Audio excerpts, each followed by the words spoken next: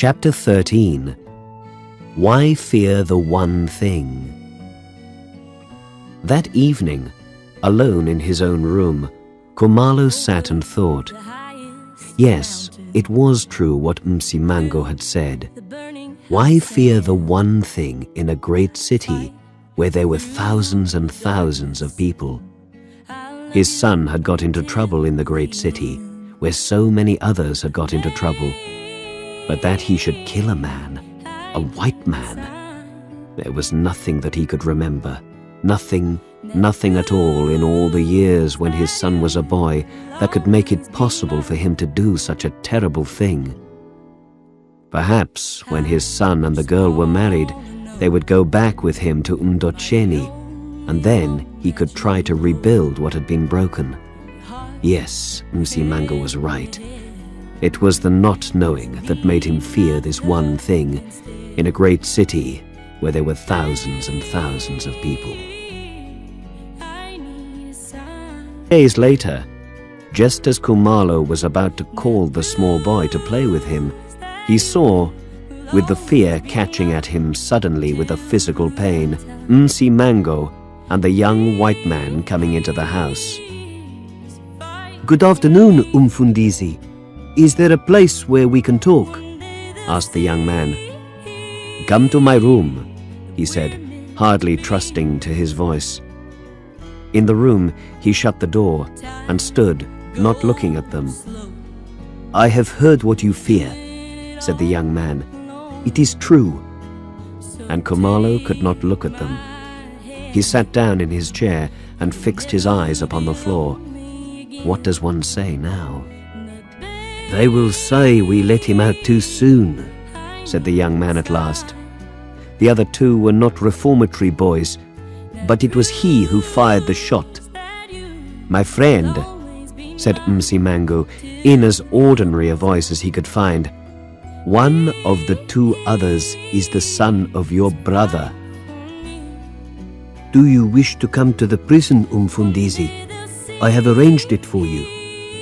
And Kumalo nodded. "But my brother first," he said. "I shall show you the way," said Msimango. "And I shall wait at the mission," said the young man. "I shall walk slowly up the street," said Kumalo. "You must tell the women what has happened." Msimango caught him up at the top of the hill and took his arm, and it was like walking with a child or with one that was sick. So they came to the shop. "Do not come further," said Kumalo. "It is I who must do this." Yes, the bull voice was there, loud and confident. His brother John was sitting there on a chair, talking to two other men, sitting there like a chief. "Ah, my brother, it is you. Well, I am glad to see you. Will you not come and join us?" "I am sorry, but I come again on business, urgent business. I am sure my friends will excuse us." So they all said stay well and go well, and the two men left them. Well, I am glad to see you, my brother. And your business? How does it progress? Have you found the wandering boy?" And he laughed at that, a great bull laugh. "He is found, my brother. He is in prison, arrested for the murder of a white man." "Murder?" The man does not joke now. One does not joke about murder, still less about the murder of a white man. "Yes, murder. He broke into a house in a place they call Parkwold and killed the white man who would have prevented him." "What?" "I remember. Only a day or two ago. On Tuesday?" Yes, he remembers. He remembers too that his own son and his brother's son are friends. The blood stands out on the bull neck. Have no doubt it is fear in the eyes. He wipes his face with a cloth. "I am sorry, my brother," says Kumalo. "You mean?" "Yes, he was there also." John Kumalo whispers, God, God, and again, God, oh my God. Kumalo puts his hand on his brother's shoulders. There are many things I could say, but I say only that I know what you suffer. There is a young white man waiting to take me to the prison. Perhaps he would take you also. They set out along the street to the mission house. The old man walks now more steadily. It is the other who seems bent and broken. Father Vincent, the rosy-cheeked priest from England, takes Kumalo's hand in both his own. Anything, he says, anything. You have only to ask. I shall do anything. They pass through the great gate in the high wall. John Kumalo is taken to one room, and the young man goes with Stephen Kumalo to another. There the son is brought to them. The old man takes his son's hand in both his own, and the hot tears fall fast upon them. The boy stands unhappy. There is no gladness in his eyes. He twists his head from side to side. My child, my child. Yes, my father. At last I have found you. Yes, my father. And it is too late. To this the boy makes no answer, as though he may find some hope in this silence. The father presses him. Is it not too late? He asks, but there is no answer. Almost eagerly, is it not too late? He asks. My father, it is what my father says, he answers. I have searched in every place for you. To that also no answer. The old man lets go of his hands, and his son's hands slip from them lifelessly. Why did you do this terrible thing? I do not know, he says. Why did you carry a gun? For safety, he says. This Johannesburg is a dangerous place. A man never knows when he will be attacked. But why take it to this house? And this again cannot be answered. Have they got it, my child? Yes, my father. They have no doubt it was you. I told them, my father. What did you tell them? I told them I was frightened when the white man came, so I shot him. I did not mean to kill him. And your cousin? And the other? Yes, I told them. They came with me, but it was I who shot the white man. Did you go there to steal? And this again cannot be answered. You were at the reformatory, my child. Did they treat you well? They treated me well, he said. And this is your repayment, my child. The young white man comes over, for he does not like to see these two hurting each other. Well, Absalom, why did you leave the work that I got for you?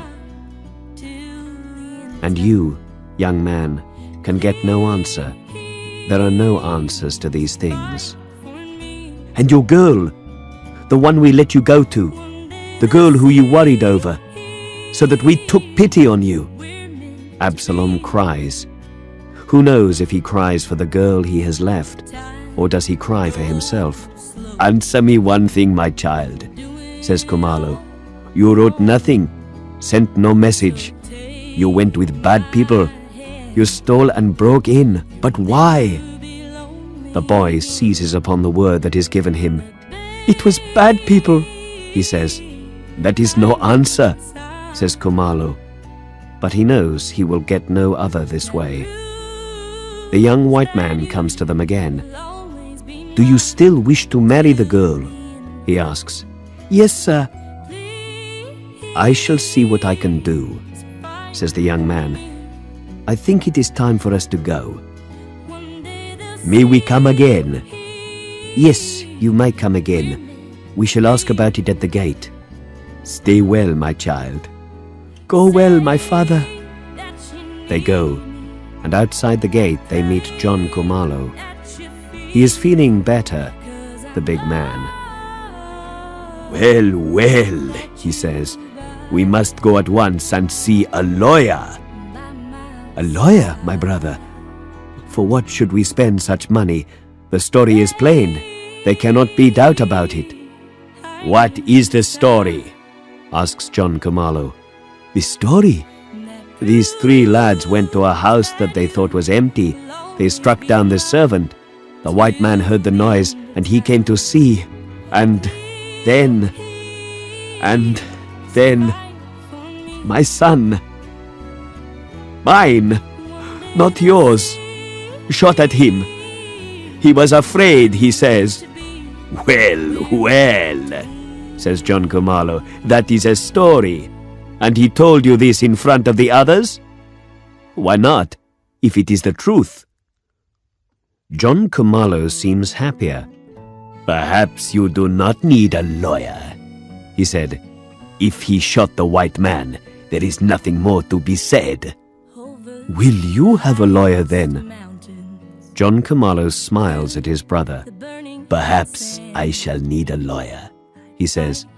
For one thing, a lawyer can talk to my son in private. You see, my brother, there is no proof that my son or this other young man was there at all. Yes, John Kumalo smiles at that. He seems quite recovered. Not there at all. But my son, yes, yes. John Kumalo interrupts him and smiles at him. Who will believe your son? He asks. He says it with meaning, with cruel and pitiless meaning. Kumalo looks at his brother, but his brother does not look at him. Indeed, he walks away. Wearily, wearily, Kumalo goes, from the great gate in the wall to the street. God, he says, God, do not leave me. Father Vincent's words come back to him. Anything, anything, he said. You have only to ask. Then to Father Vincent he will go.